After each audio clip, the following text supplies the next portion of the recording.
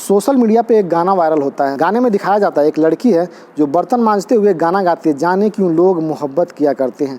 और ये गाना इतना सुरीला होता है कि सोशल मीडिया पे हर मोबाइल में तरने लगता है।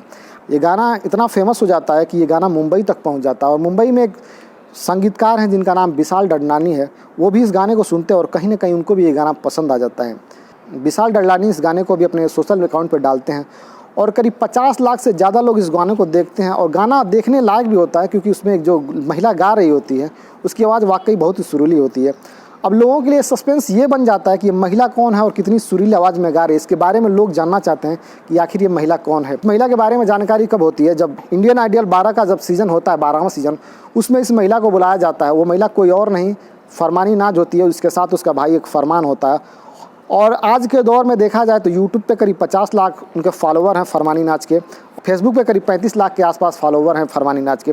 ये घटना भी इसी परिवार की, जिसको सुनने के बाद कहीं ना कहीं आप भी सोचने पे मजबूर हो जाएंगे कि आखिर इस घटना में होता क्या है। ये जो घटना सुनाने वाला हूँ, ये घटना भी फरमानी नाज उसके भाई फरमान की ही कहानी है, जिसको सुनने के बाद आप भी सोचने पे मजबूर हो जाएंगे कैसे कोई व्यक्ति इस तरह की घटनाओं को अंजाम देता है।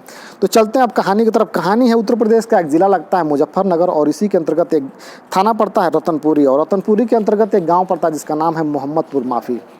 यहीं के फरमानी नाज रहने वाली है और ये किसी परिचय की मोहताज है। इसको सभी लोग जानते हैं और सिर्फ हिंदुस्तान में नहीं बल्कि कई देशों में इसको लोग पहचानते हैं, जानते हैं और इसके गाने को सुनते हैं। करीब आज के दौर में इसके फेसबुक अकाउंट पे करीब 35 लाख और यूट्यूब पे करीब 50 लाख फॉलोवर हैं।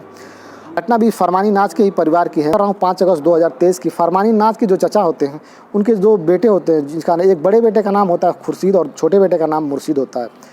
खुर्शीद की उम्र लगभग 17 साल के आसपास होती है और मुर्शीद जो होता है उसकी उम्र लगभग 16 साल के आसपास होती है। मैं बात कर रहा हूँ 5 अगस्त 2023 की। वक्त हो रहा होता है 8:30 या 8 बजे के करीब का। फरमानी नाज के चचा के 2 लड़के होते हैं, जिसका नाम खुर्शीद होता है, जिसकी उम्र लगभग 17 साल के आसपास होती है, और उसी का एक छोटा भाई होता है जिसका नाम मुर्शीद होता है। वो डेली का रूटीन होता है कि वो खाना खाने के बाद टहलने के लिए घर से बाहर जाया करते हैं। और इसी दौरान खुर्शीद पे 3 लोग हमला कर देते हैं। हमला इतना जोर का होता है कि खुर्शीद मौका है वारदात पे दम तोड़ देता है। हालांकि मुर्शीद जो होता है वो चिल्लाने लगता है, चीखने लगता है। उसकी चीखों पुकार को सुन के गांव के लोग जब वहां पे आते हैं तो वो तीनों अपराधी मौका वारदात से फरार हो जाते हैं, क्योंकि उनके पास पहले से ही एक गाड़ी मौजूद होती है और उसी गाड़ी पे वो सवार होते हैं। वो मौका वारदात से गायब हो जाते हैं।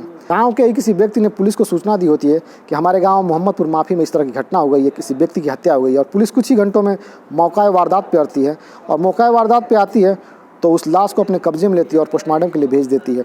पुलिस हर तरह से कोशिश करती है इस घटनाक्रम से पर्दाफाश करने की, लेकिन पुलिस के सारे प्रयत्न फेल हो रहे होते हैं। हर तरह की कोशिश कर चुकी होती है कि आखिर ये हत्या हुई तो हुई कहाँ। पुलिस अपने हर स्तर से जानकारी जुटाने लगती है कि इस घटना का पर्दाफाश करने के लिए, क्योंकि ये घटना हाई प्रोफाइल बन चुका होता है। क्योंकि फरमानी नाज के जो फॉलोवर है, फरमानी नाज को जो जानने वाले लोग हैं, वो कहीं ना कहीं लाखों और करोड़ों की संख्या में, और पुलिस पे ये दबाव बनने लगता है कि इस घटना के बारे में जल्दी से जल्दी पर्दाफाश किया जाए। ये प्रेशर इतना बढ़ने लगता है कि पुलिस भी घबराने लगती है। पुलिस के लिए भी ये चैलेंजिंग केस बन चुका होता है कि 17 साल के बच्चे की हत्या आखिर क्यों की गई। पुलिस हर एंगल से एक तलाश करने लगती है आखिर इसकी हत्या क्यों गई। लव एंगल, पैसे का लेन देन और झगड़ा लड़ाई, हर तरह से कोशिश करते पुलिस, लेकिन पुलिस को कहीं कुछ जानकारी नहीं मिलती। उसी दौरान पुलिस खुर्शीद के मोबाइल का जब CDR निकालती है तो वहाँ पर एक चौंकाने वाली बात सामने आती है।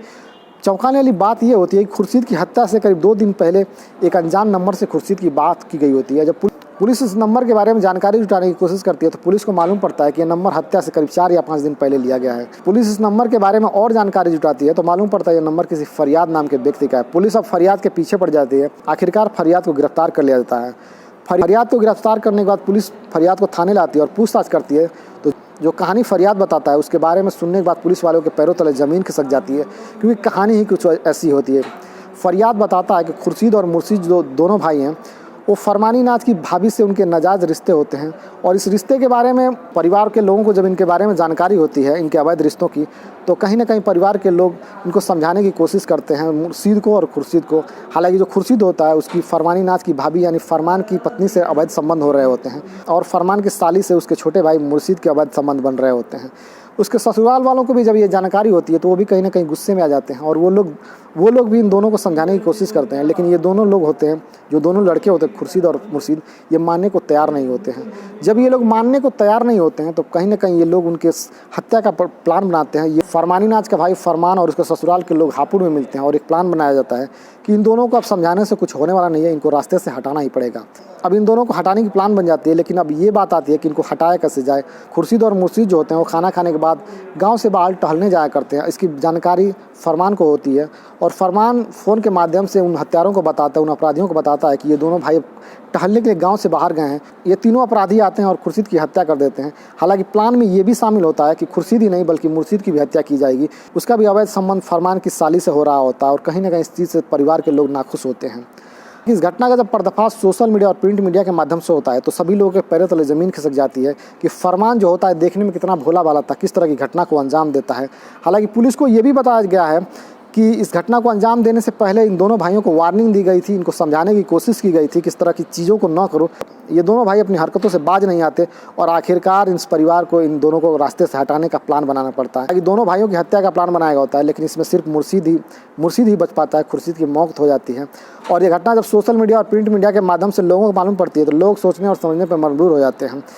हालांकि इस घटना से पहले का पृष्ठभूमि देखा जाए फरमानी नाच का तो उसका पारिवारिक स्थिति भी आपराधिक है। उसके पिता भी एक हत्या के मामले में और एक डकैती के मामले में जेल जा चुके हैं और उसके 2 भाई भी, और उस फरमानी नाच के 2 और भाई हैं जो एक चोरी में और एक डकैती में और हत्या में भी जेल जा चुके हैं, जिससे साफ जाहिर होता है कि फरमानी नाच का जो परिवार का बैकग्राउंड है कहीं ना कहीं आपराधिक किस्म का बैकग्राउंड है।